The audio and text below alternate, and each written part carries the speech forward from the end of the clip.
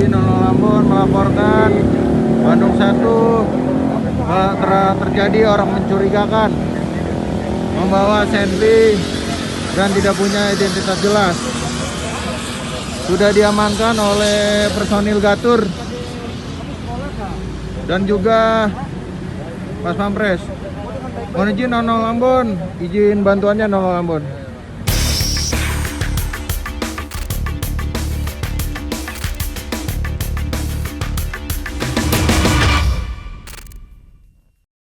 Pagi tadi ada berita yang cukup menghebohkan. Itu terjadi di seputaran Merdeka Barat, Istana Negara. Lo tahu nggak?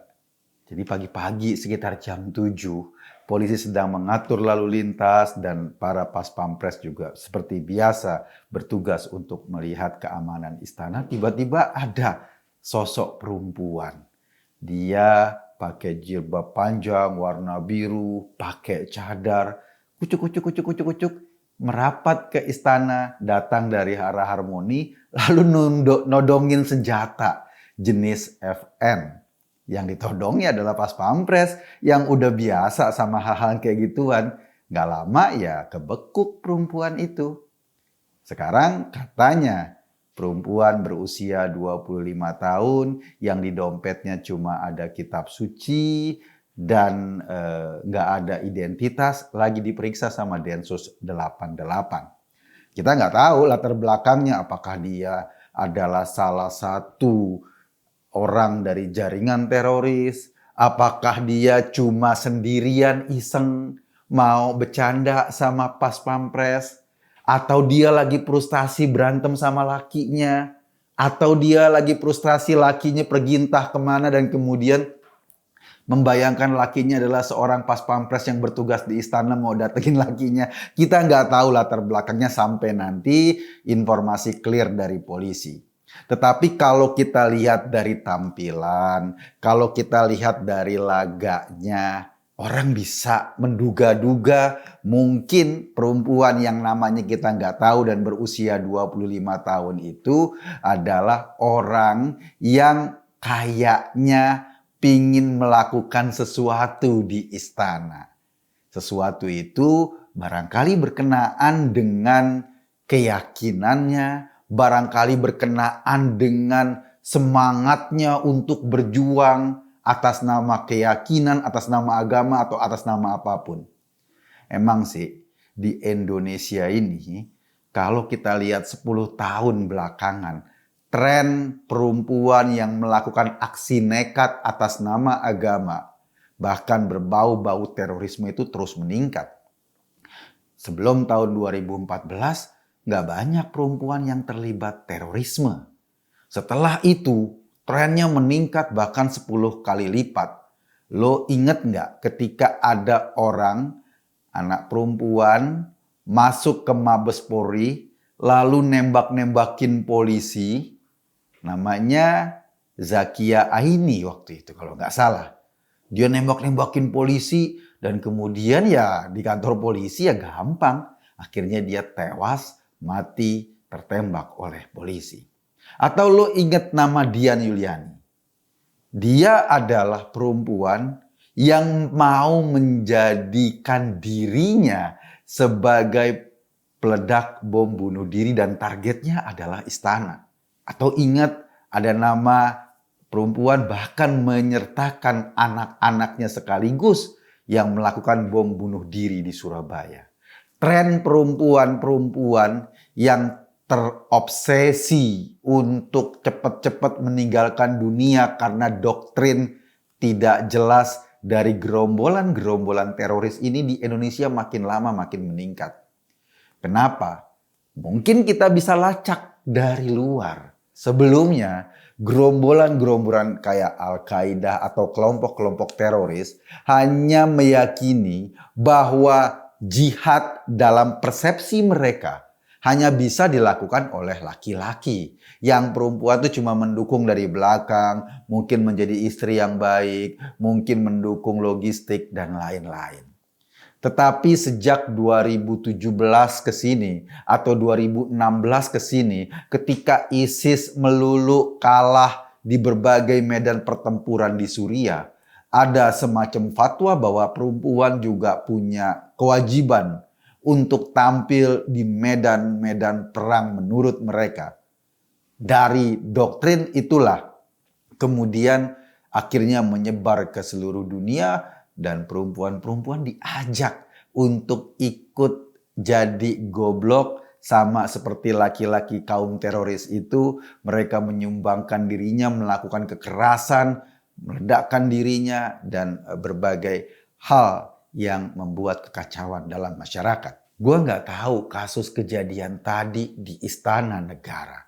Tetapi memang kalau kita baca trennya, ketika misalnya dulu Al-Qaeda itu doktrinnya jelas. Dia misalnya hanya memperbolehkan laki-laki untuk bertarung di medan jihad. Tetapi ketika kelompok-kelompok ISIS, serigala-serigala ISIS yang barangkali bahkan sudah tidak lagi menggunakan agama sebagai pegangan sehingga ngaco, perempuan, anak-anak, dan semua orang-orang yang di luar nalar kita dilibatkan dalam aksi-aksi kekerasan.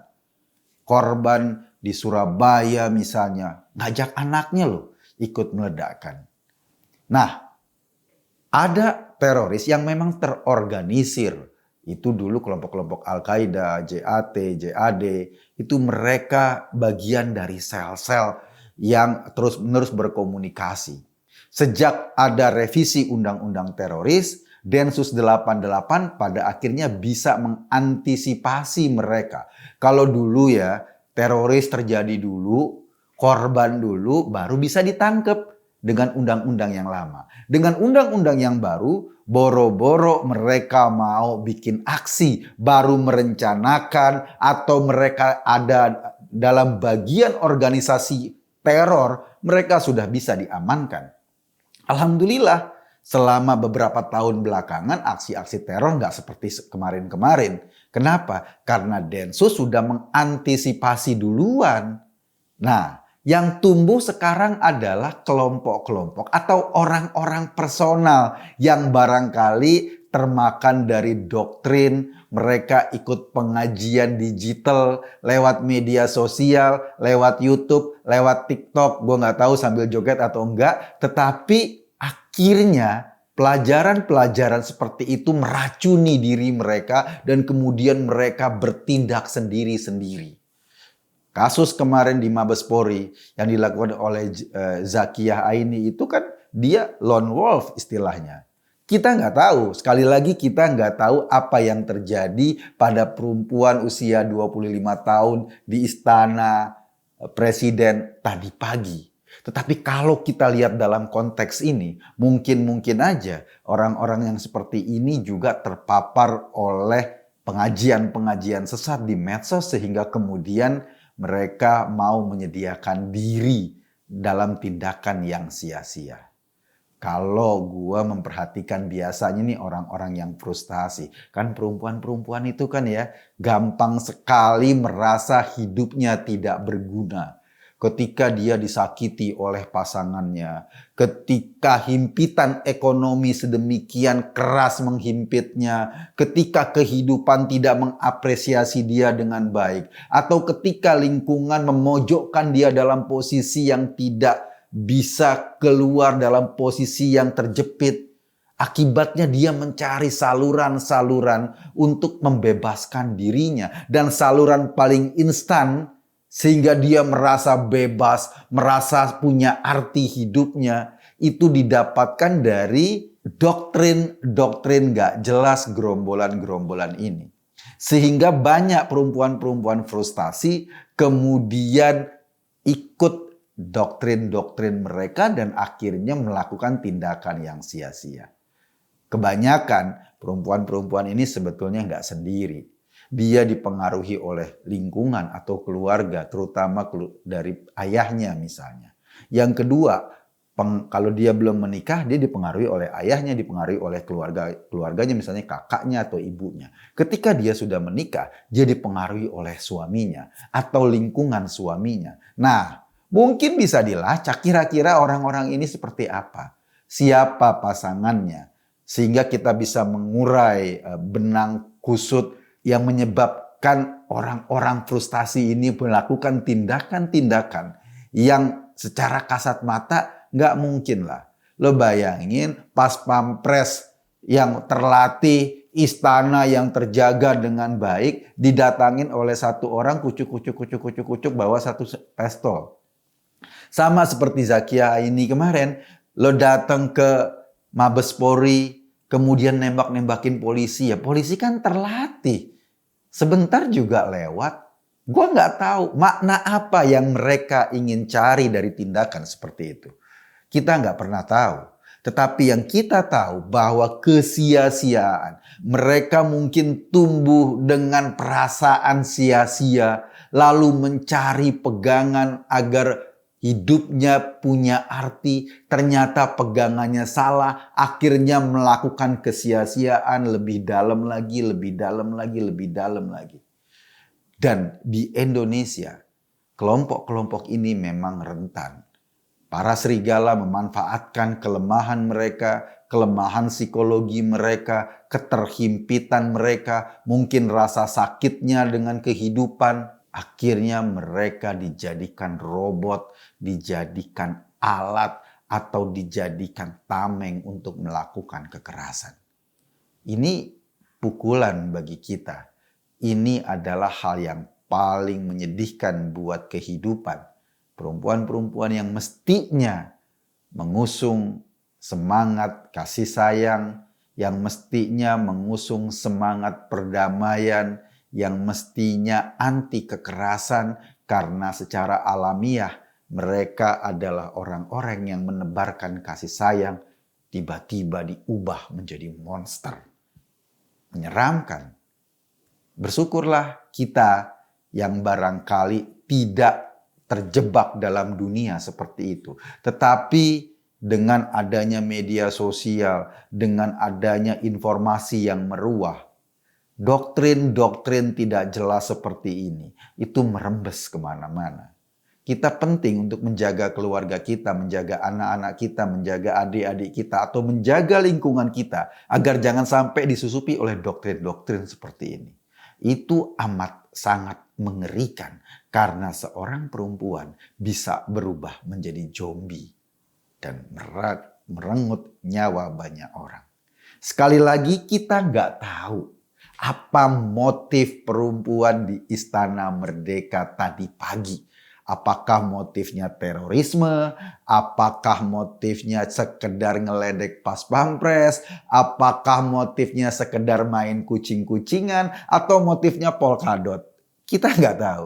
Yang jelas bahwa pola-pola seperti ini akan makin banyak diperkirakan. Pak Muldoko kemarin sudah mengingatkan bahwa aktivitas terorisme menjelang 2024 itu makin terasa, akan makin tumbuh, akan makin kelihatan di Indonesia. Wajar sih, lo tahu nggak? Tahun 2024 itu adalah 100 tahun keruntuhan Khilafah Utsmani. Dulu tahun 1924 Khilafah Utsmani runtuh di Turki. Nah, tahun 2024 itu tepat 100 tahun. Sehingga mungkin saja para pengusung khilafah, orang-orang yang percaya bahwa khilafah itu menyelesaikan segala hal, menjadikan momentum 2024 sebagai sarana mereka untuk menyebarkan ideologinya. Dan kalau kita perhatikan cara mereka melakukan gerakan di luar negeri, mereka terbiasa juga mendorong gerakan-gerakan radikal, mendorong gerakan-gerakan yang menyebabkan orang bisa mati terbunuh atau gerakan-gerakan terorisme. Nah, peringatan ini penting untuk kita pegang dan kita berharap 2024 itu sebagai kontestasi politik biasa, sebagai pertarungan politik biasa, pertarungan ide-ide, kita nyoblos, kita berbeda untuk sementara, lalu selesai pemilu kita bersatu lagi. Tetapi kalau dimasuki oleh ideologi seperti ini, kalau politik identitas dimainkan, ancamannya adalah bangsa ini. Itu yang paling berbahaya. Dan yang paling mengerikan, rembesannya adalah orang-orang perempuan-perempuan yang memang tidak punya masa depan ini, perempuan-perempuan yang frustasi pada hidupnya, dan berapa banyak potensinya di Indonesia. Gue rasa banyak banget. Kita punya kewajiban untuk menjaga lingkungan kita jangan sampai dirembesi oleh ideologi-ideologi garis keras seperti ini, karena itu bertentangan dengan kemanusiaan. Gue Kekun tadi hanya mengajak Anda berpikir, kesimpulannya ya terserah Anda. Terima kasih.